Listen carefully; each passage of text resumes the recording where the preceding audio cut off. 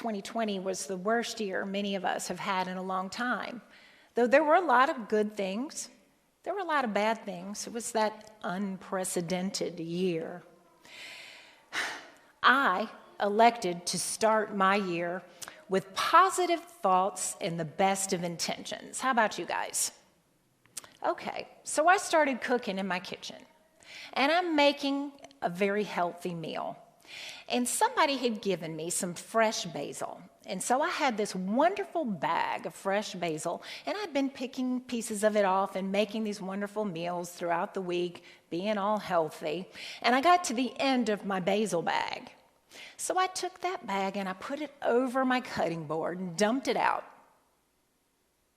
Turned, and out of the corner of my eye, something was moving. This is not what you want to find in your basil bag. So I looked again, and sure enough, something was moving, okay? You guys, I'm not a farm girl. Fresh is fresh. There was a worm in my basil. I was so grossed out. That thing was basil colored because he'd been in my basil and he'd been living that whole time while I was making other meals, and I was so grossed out I couldn't stand it.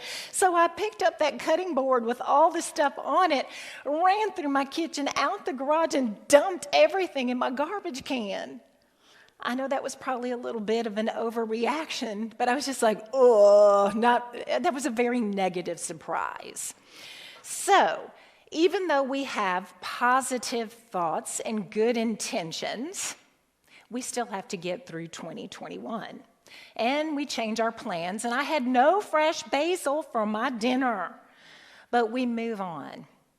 Because y'all, just because you flip the page of a calendar does not mean that suddenly everything's going to be all right now.